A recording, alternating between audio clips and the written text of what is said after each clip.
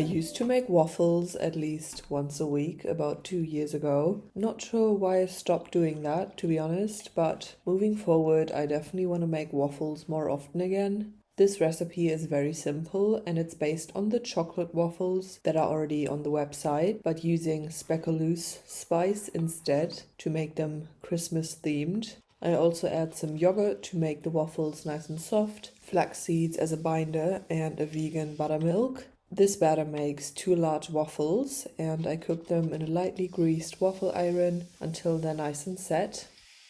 I always like to serve waffles and pancakes with some yogurt as the base and top them with some defrosted raspberries, a maple tahini sauce to add some extra sweetness, and a sprinkle of flaky salt, of course. A perfect breakfast for a weekend morning.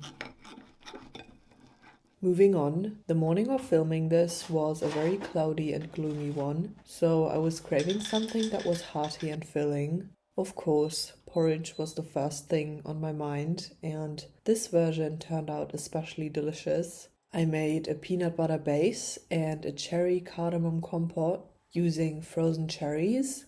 For serving, I had the thick porridge topped with the warm cherries and extra cherry juices, as well as crushed walnuts, although almonds would work great here as well, a pinch of flaky salt and some extra soy milk to add back some of that creaminess.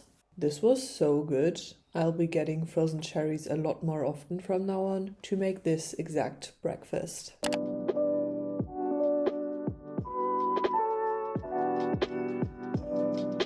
The first lunch recipe is a tofu stir-fry. No one is surprised. However, the sauce I made for this is something I've never shared before. It's a sticky lemon sauce with sumac and garlic, and it is so delicious. To start, I obviously cut my tofu into cubes and added cornstarch, some sumac, chili flakes, and a pinch of salt before putting the lid onto the container and shaking it up to get the cornstarch and spices all over the tofu.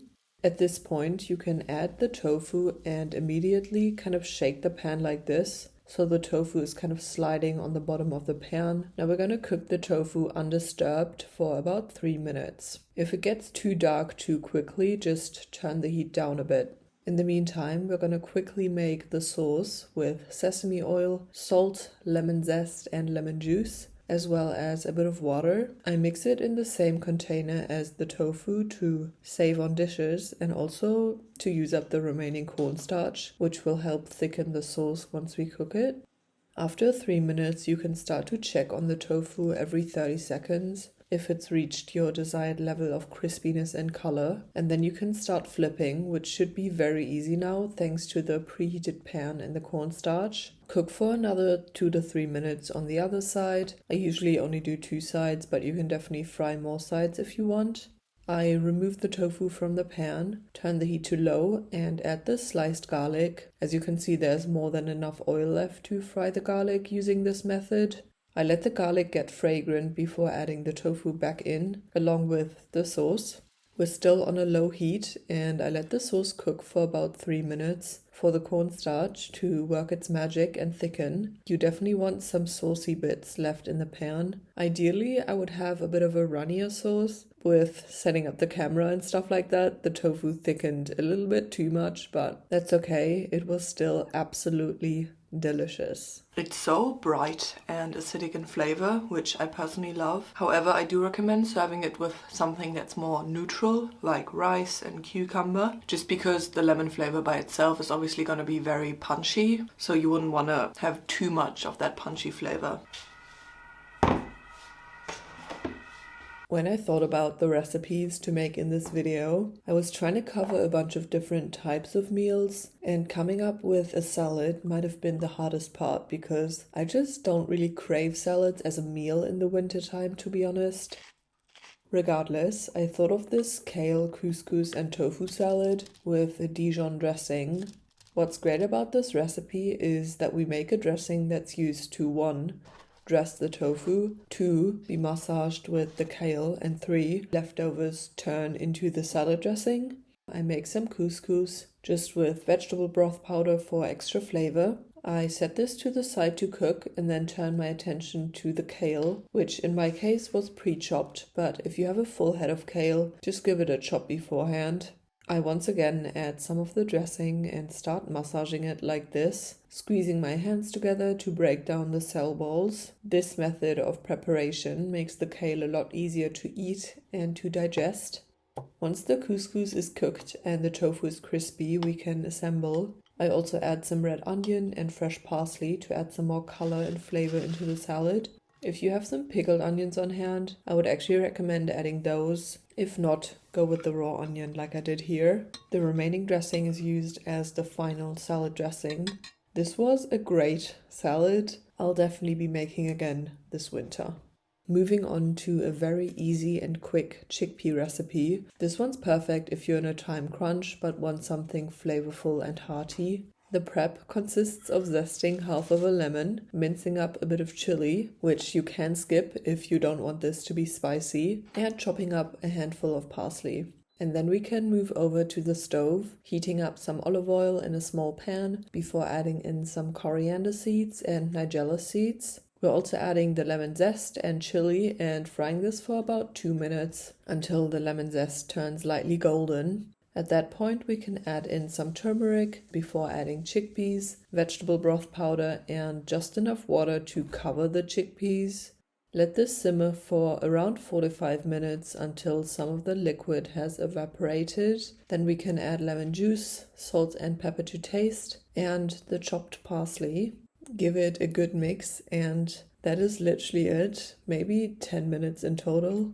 You can serve this however you like. It's delicious with rice because the rice absorbs the broth and soaks up all of that flavor. I also add a tiny drizzle of sesame oil, which just gives a hint of sesame without overpowering the lemon flavor.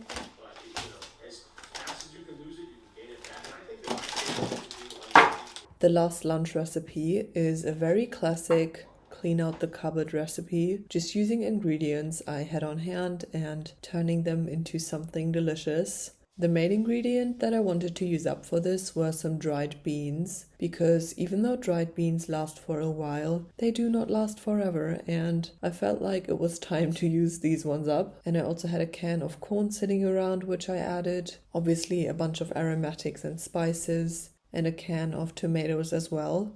I let this simmer for around 30 minutes. In that time, the stew thickened up nicely and all of the flavors got super intense. After 30 minutes, I seasoned to taste with more salt and pepper, and then it was time to serve.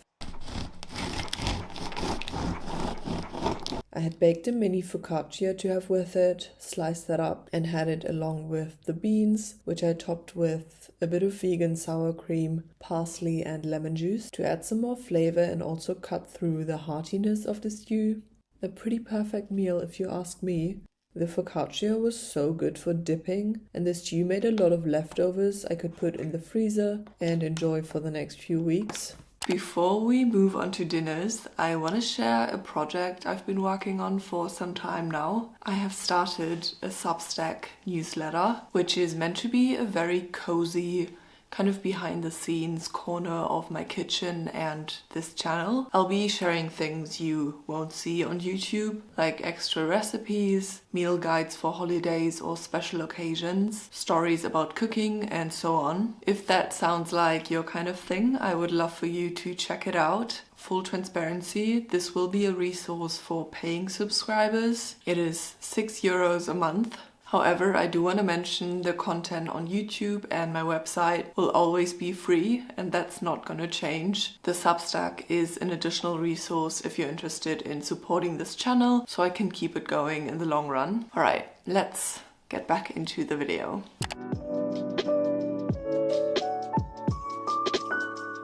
Okay, to get the dinner section started, I decided to make a recipe that I had actually made in my last testing recipes from Instagram video from a creator called Sophie's Planned Kitchen on Instagram. The only thing I changed on this day is that I made the recipe a bit more seasonal by adding mushrooms instead of peas. After making the tofu bacon and getting this in the oven, I chopped the mushrooms and some garlic and then cooked both of these in a pan until the mushrooms had released all of their liquid. The creamy sauce for this meal is actually just miso paste and nutritional yeast, made creamy by adding quite a bit of pasta water. I let this thicken for a few minutes before adding cooked pasta, the tofu bacon, fresh parsley, and mixed it all together until creamy and emulsified. Served it up on a plate with some cracked black pepper on top and enjoyed. If you're a fan of nutritional yeast and very umami flavors, this recipe is definitely for you. I am gonna prep a huge pot of curry. Let's get into it. I meal prepped the masala chickpea curry from Rainbow Plant Life, which comes together in one pot, and apart from the first 15 to 20 minutes, it's a pretty hands-off recipe. I let it simmer for a total of 40 minutes in the end to make sure all of the flavors were on point. But to start, you fry off onion, garlic, ginger, and some chili, along with coriander and cumin seeds. Add in a bunch of dried spices, tomato paste and tomatoes, coconut milk, and the cooked chickpeas. At this point, I had to hop on a call for uni, so I ended up letting it cook for another 30 minutes before finishing with some lemon juice, as well as more salt and pepper. In the original recipe, she also adds kale and fresh herbs, but I didn't have those on hand, so this meal was actually pretty much only made from cupboard ingredients. Alright, the last recipe for today, and maybe the one I enjoyed the most this week. These are some chili tahini udon with 5-spice tofu.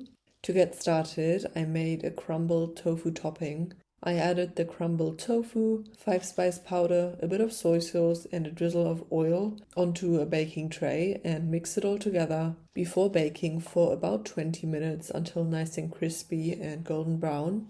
I then got to prepping the veggies and aromatics for this meal, and honestly, this is most of the work. The cooking part itself is very quick. I separated the scallions and sliced both parts into long ribbons, roughly chopped some garlic cloves, and finely minced a small piece of ginger.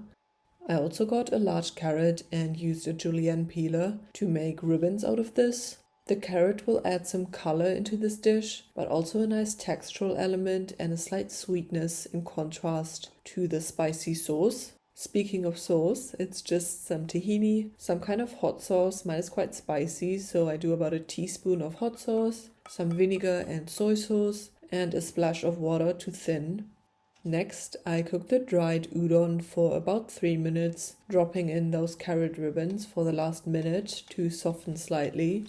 I made the base of the sauce by frying the white part of the scallions, garlic and ginger just for a few minutes on medium heat until lightly golden.